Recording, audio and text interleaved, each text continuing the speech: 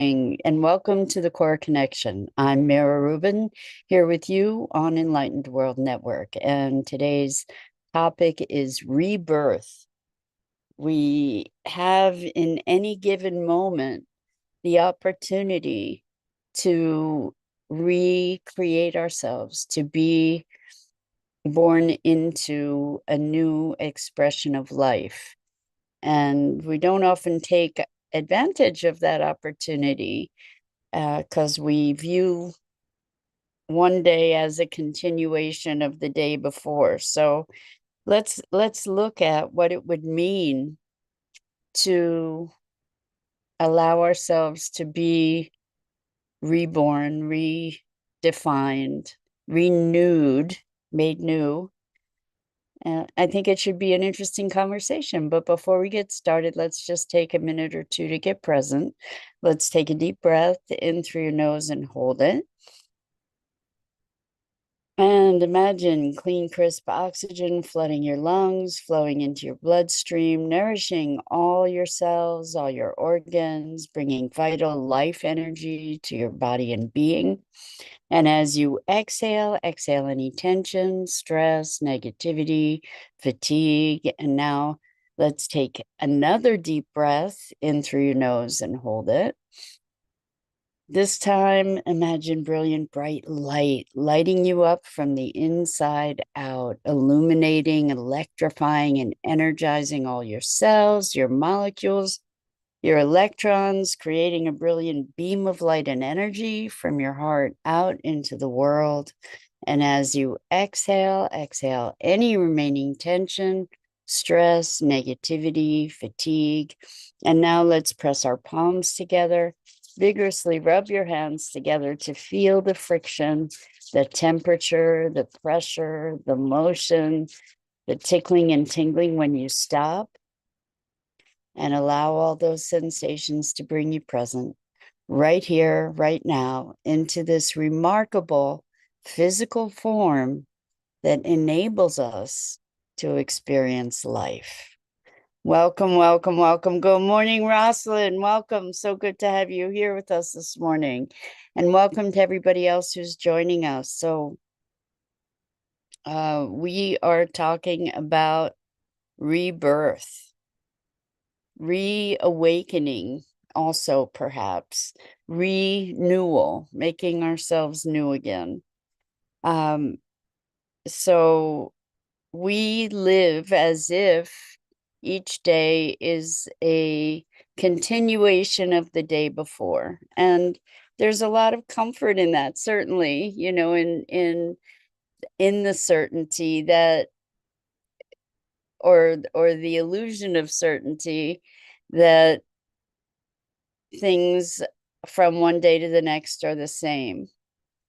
And we gain comfort from that because it means that we don't have to rediscover everything in our lives. Um, it's not like we have to start over every day. It's not like, well, there was a wonderful movie about somebody who had short-term memory loss, and they didn't remember what had just happened, so they would leave themselves messages so that they could reconstruct themselves when each day when they woke up it was kind of new. So that's an extreme, and it is with the ideas, beliefs, history, story, uh, that we carry from one day to the next, that we keep ourselves bound to certain outcomes because we have ideas about who we are and what we're capable of. And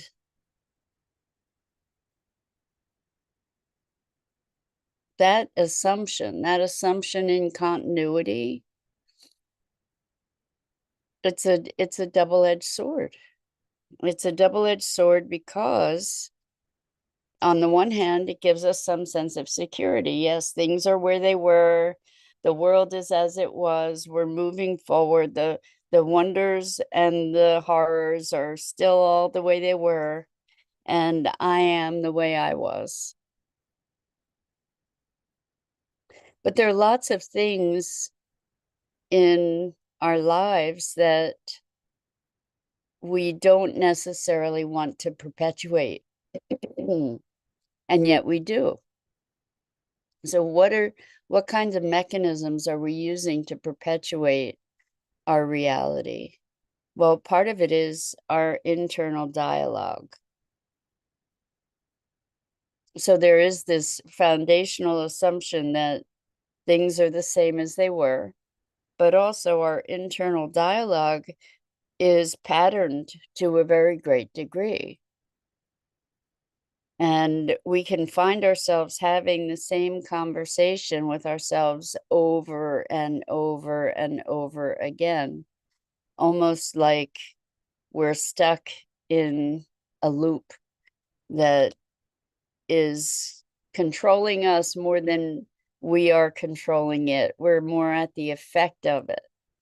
And it's interesting. I noticed this morning when I was meditating, I was noticing how wild my mind was, going every which way, thinking about this, that, and the other thing, or not even really thinking, but being preoccupied by all different kinds of things, and having a conversation with myself to remind myself that this was a moment, this was a time where I could be free of that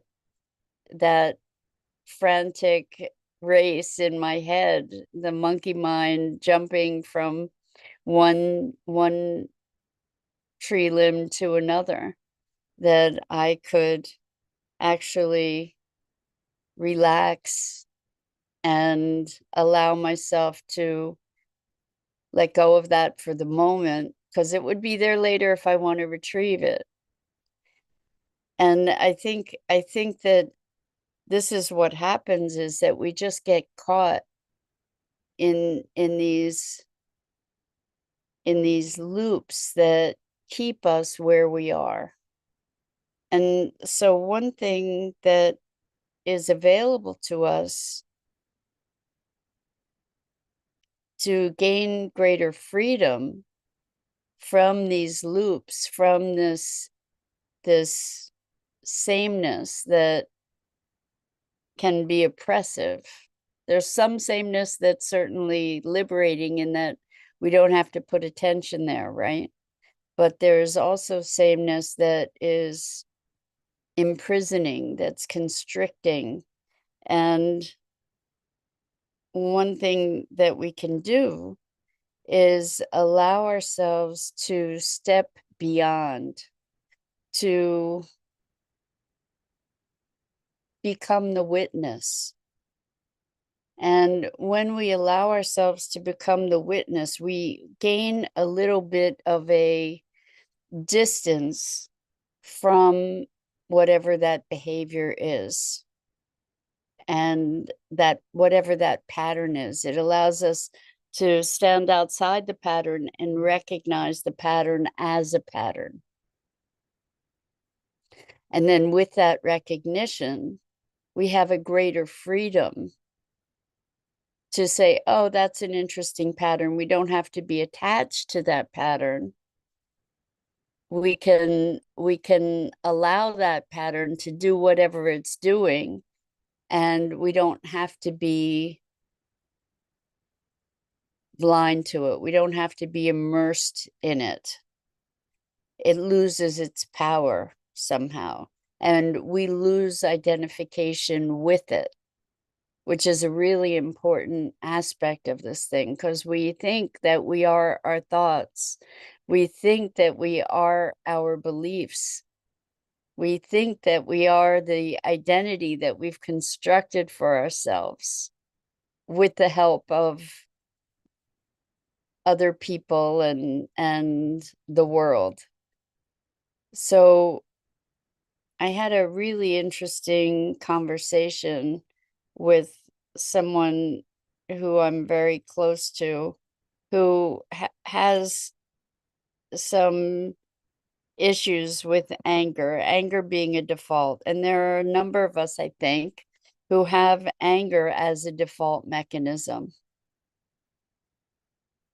And this is part of a pattern that I want to talk about, that a lot of us are subject to, and how we can birth ourselves anew from this pattern so that we don't have to be at the effect of it. This is part of being able to sort of become witness. So for this person comes sort of from a lineage of anger, where anger is the default emotion, the default response. And I was talking with somebody else who has a similar history. And when there is an upset, what shows up is anger, and creating opportunities, even creating opportunities for anger.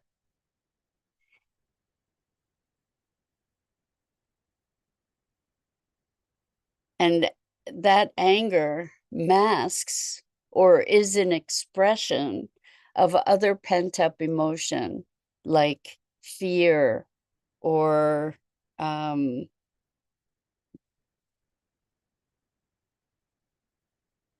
feeling threatened or intimidated or embarrassed or ashamed or vulnerable. What gets expressed is anger in a lot of folks. And that anger is a way to offload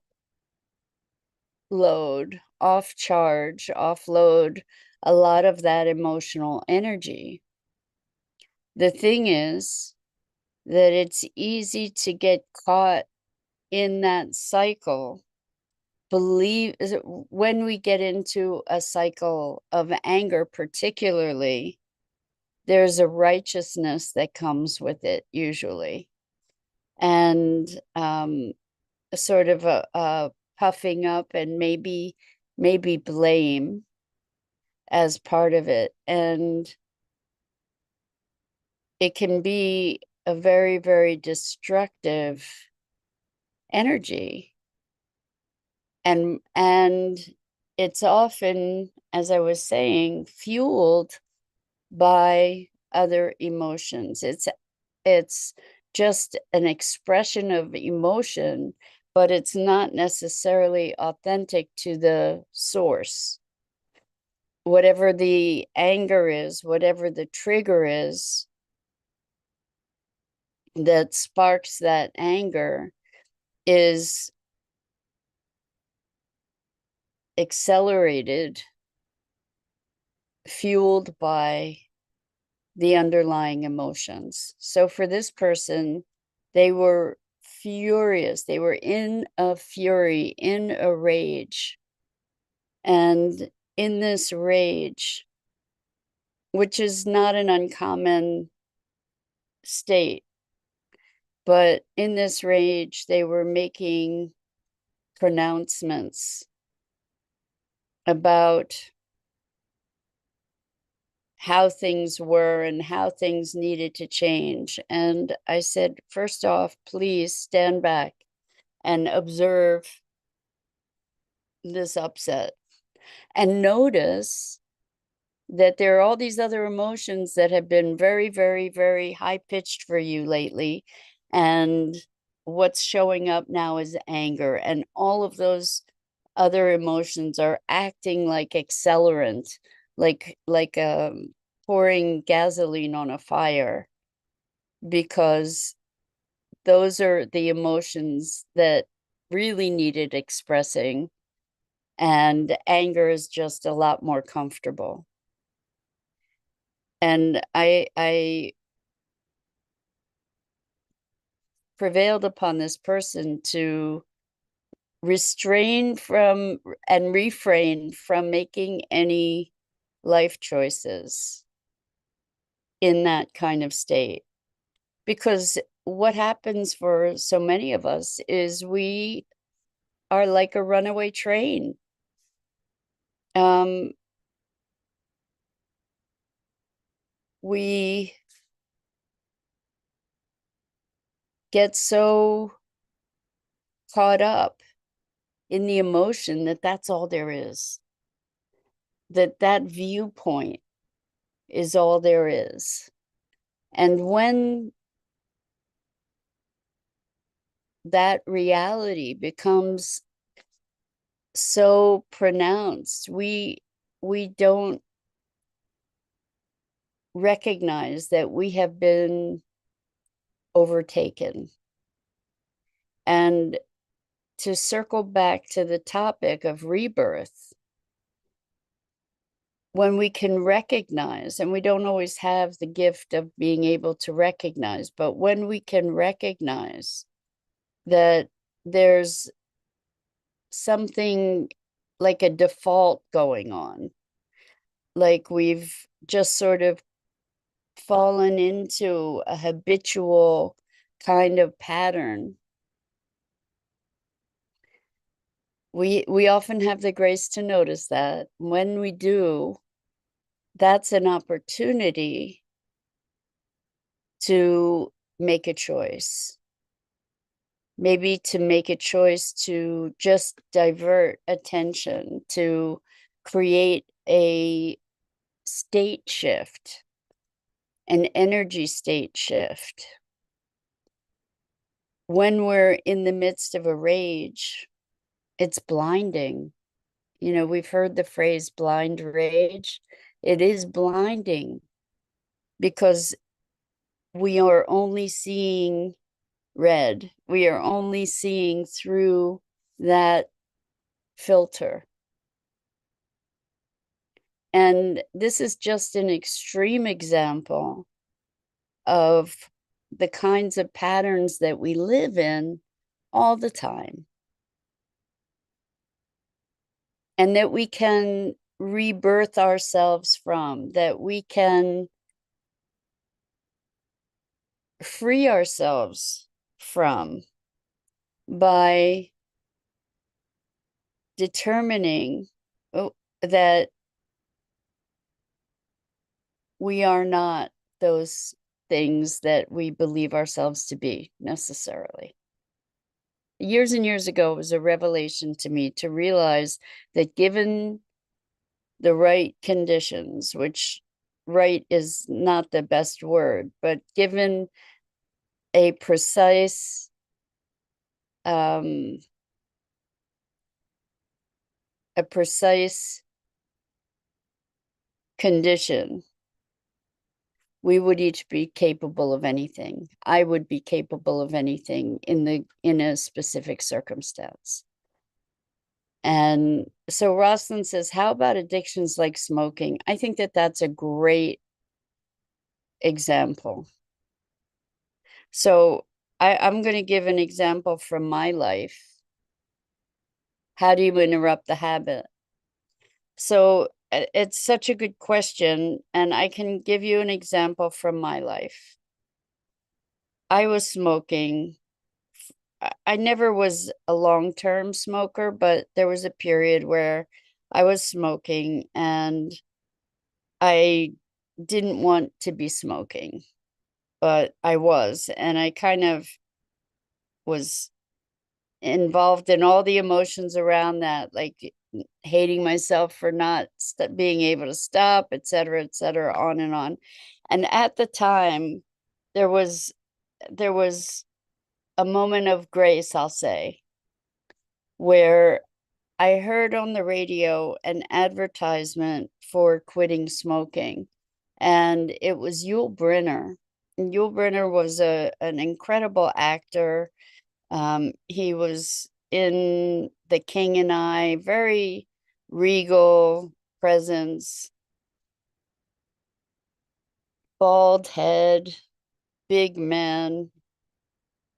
And the ad on the radio was him saying, if you're hearing this, and this has been years and years, so I don't know if I'm remembering it precisely. I was in my car, though. I remember I was in my car.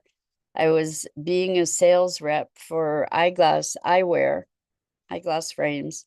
I was in Camden, New Jersey.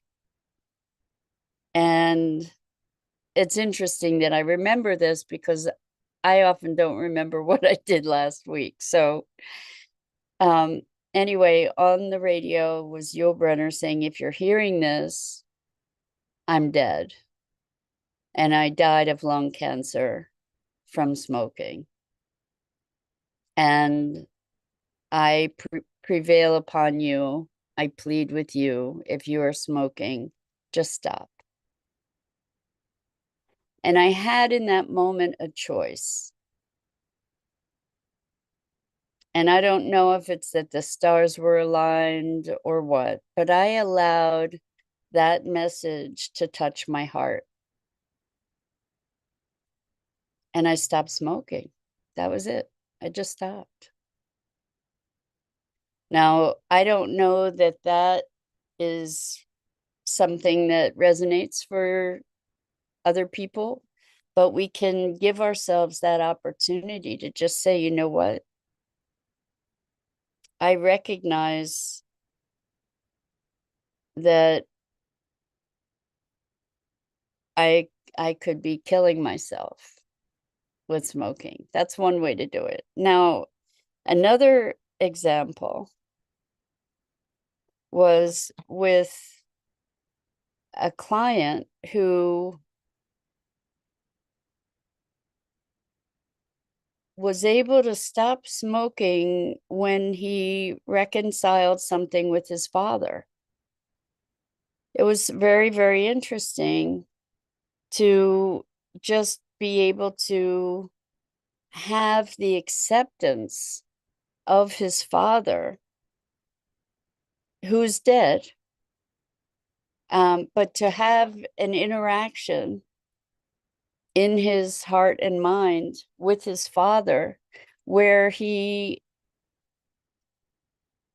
father just accepted him. And in his father's acceptance, the need to smoke was no longer there. So if we all know that smoking is linked with all kinds of illness, right? We all know that. And on some level, knowing that, we know that smoking is a death wish in some way. In fact, I think they at one point put like skull and crossbones and whatever on some kind of cigarette. I don't think I'm making this up. And on the packaging, and the sales went up. So on some level, there's a death wish for folks that smoke. At least I say that that's true. And it may not be. So, feel into it yourself. I I have that belief, but it doesn't make it true just because I believe that. Anyway, so the question is why? What's behind that? And are you committed to that death wish? And if you are, then that's something to look at. That's something to look at. Because there are quicker and less painful ways to do it. Not that I'm recommending, I'm just saying.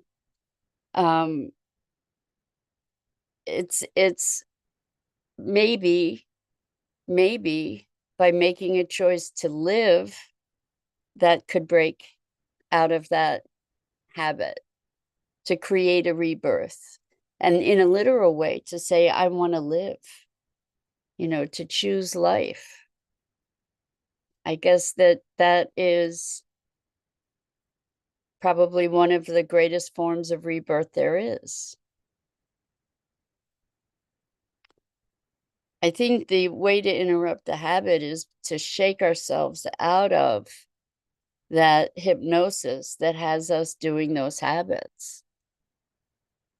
And sometimes it takes a radical shift of conceptualization. And maybe all the time it takes a radical shift of conceptualization. For whatever reason, that message from Yul Brynner impacted me. You know, here was somebody essentially speaking from the dead and saying it was not an easy way to go.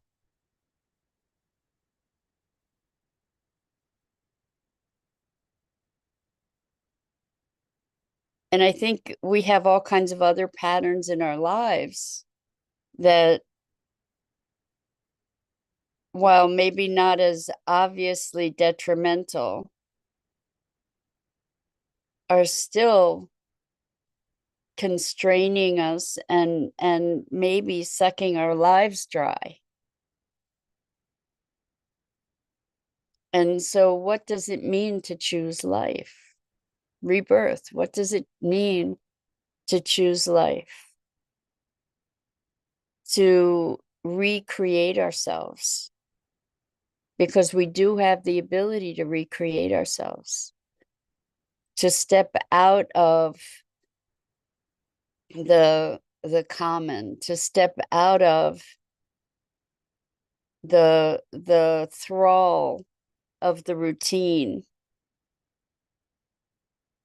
and make different choices, to get curious about what's possible, to open new doors for ourselves. So it's available at any moment, and each new day can be a new day. And we don't even have to wait for a new day, but it's easier when we start out a new day with a new intention.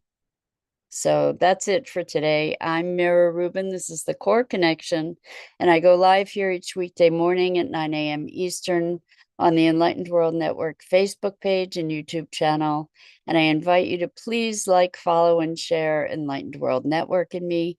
The links are in the description. And as always, it is just such a gift to be able to have the opportunity to share these morning musings. And so until next time.